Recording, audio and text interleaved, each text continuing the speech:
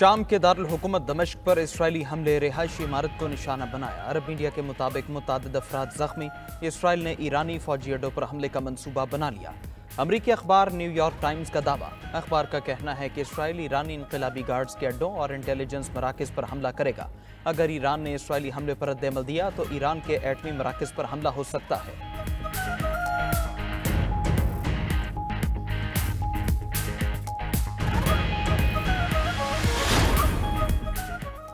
सरबरा अक़वाम मुत्तहिदा Antonio Guterres की गजा में बैनुल-अक़वामी इंसानी कानून की खिलाफ वर्जियों की शदीद मज़म्मत। प्रेस कॉन्फ्रेंस में कहा, गजा में कोई जगह महफूज नहीं बची जहां लोग जा सके। UNRWA को इमदादी कार्रवाई से रोकना गजा के लिए खतरनाक साबित होगा। लेबनान में इसराइली हमले खित्ते के लिए खतरा करार।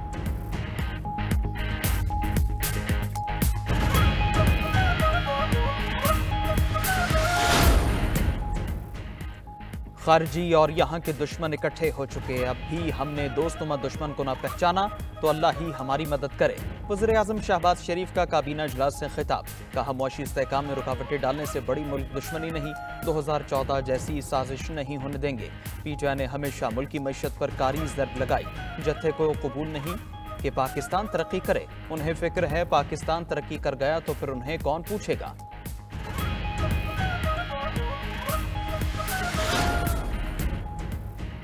अली अमीन गंडापुर की इस्लामाबाद पर दोबारा चढ़ाई की धमकी। वज़ीर आला खैबर पख्तूनख्वा का सूबाई असेंबली में इजहार ख्याल।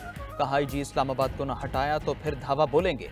KP हाउस में ऐसे हालात थे जैसे हम दहशतगर्द हों। बानी PTI ने वाज़े कहा है, हमारी फौज से कोई लड़ाई नहीं। KP असेंबली में हंगामा राई, बोलने का मौका न मिलने पर अपोजिशन का एहतजाज। PTI के नेक वजीर और PTI पार्लियामेंटेरियंस के इकबाल वजीर में हाथापाई। उनके हिमायती भी लड़ पड़े। अपोजिशन का वॉकआउट।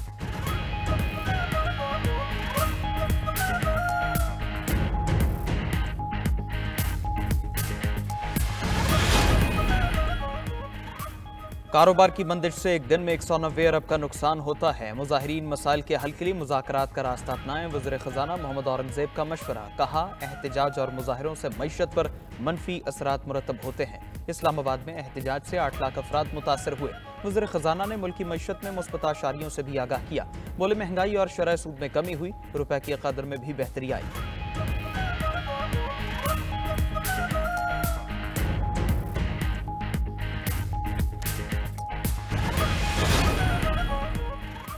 और जौहरी अदम फैलाव कॉन्फ्रेंस 2024 का इस्लामाबाद में इनेकाद। 2 रोज़ा बैनुल-अक़वामी कॉन्फ्रेंस में अमरीका, चीन, रूस, बरतानिया समेत दीगर ममालिक के माहिरीन और मंदोबीन की शिरकत। Chairman joint chiefs of staff committee general Sahir Shamshad Mirza मेहमान खुसूसी थे। ISPR के मुताबिक एटमी अदम फैलाव की कोशिशों के लिए पाकिस्तानी अज़्म को उजागर किया गया। इलाक़ाई व बैनुल-अक़वामी सलामती बरकरार रखने के लिए स्ट्रेटेजिक डायलॉग की अहमियत पर भी जोर दिया गया।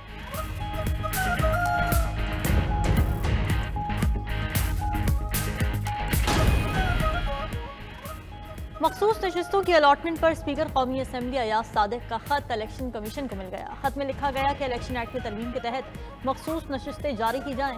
इलेक्शन कमीशन ने मेरे पहले खत पर 3 हफ्तों के बाद भी अमल नहीं किया। पार्लियामेंट के बनाए गए कानून पर अमल न करना खिलाफ वर्जी है।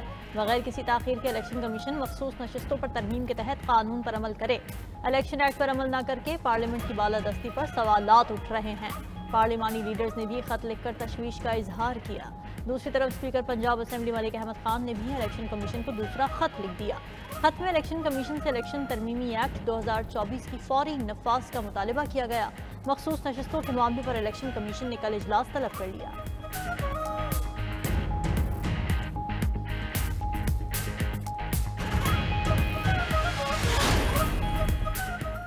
मौलाना फजलुर रहमान आईनी अदालत के क़याम पर मशरूत रजामंद।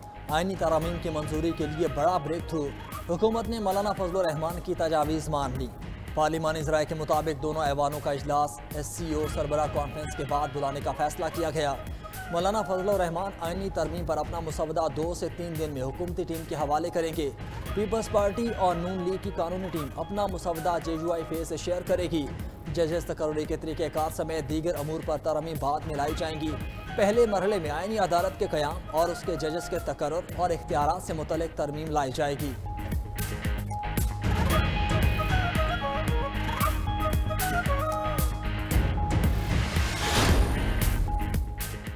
तरामीम से आइन का हुलिया बदलने की कोशिश की जा रही है। खैबर पख्तूनख्वा की सेनेट में नुमाइंदगी नहीं, आइन में किसी किस्म की तरमीम गैर कानूनी होगी। पेशावर में मीडिया से गुफ्तगू में पीटीआई रहनुमा शिबली फराज ने कहा, आइन में मुजव्वज़ा तरामीम गैर कानूनी होंगी। एक टोला आइन को पसे पुश्त रखकर ऐसे इक़दाम कर रहा है।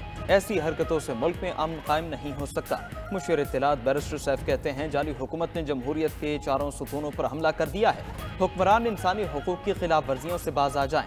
साबिक सदर आरिफ अलवी ने कहा, मुल्क में शख्सी तब्दीलियां कभी नहीं चलेंगी। शानदाना गुलजार न्यूज़ कॉन्फ्रेंस में बोली, आईनी तरामीम रातों रात पास करने की कोशिश की जा रही है। कोई इस खुशफहमी में ना रहे कि हम दोबारा नहीं आएंगे। साबिक स्पीकर कौमी असम्बली असद कैसर कहते हैं, एक सूबे के मुंतखब वज़ीर आला की तस्दीक काबिल मज़म्मत है। आइन और फेडरेशन पर हमला किया गया है।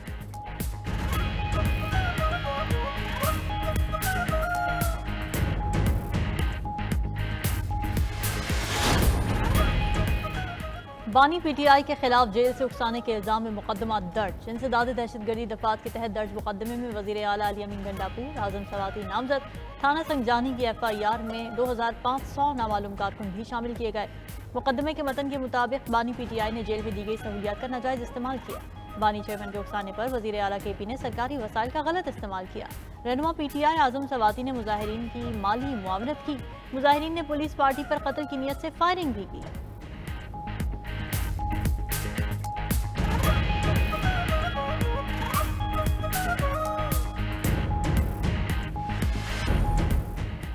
मकबूजा कश्मीर के इलेक्शन में मोदी सरकार का फ्लॉप शो।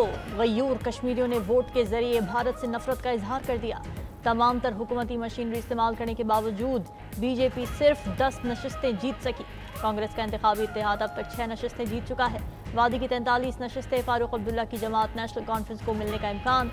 नेशनल कॉन्फ्रेंस ने उमर अब्दुल्ला को वजारत आला के लिए नामजद कर दिया। महबूबा मुफ्ती की बेटी इल्तिजा मुफ्ती 2 नशिस्तों पर मुखालिफ उम्मीदवार से पीछे हैं। उधर भारत के रियासती इंतखाबात में हरियाणा में 90 नशिस्तों पर मुकाबला। BJP ने 49 नशिस्तें हासिल कर ली।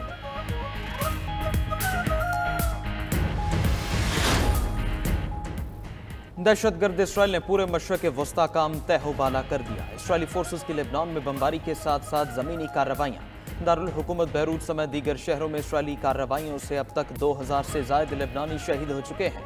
उधर हिजबुल्लाह ने इसराइली शहर हैफा पर 100 से ज़ायद रॉकेट दाग दिए। रॉकेट हमलों में 12 इसराइली जख्मी हो गए।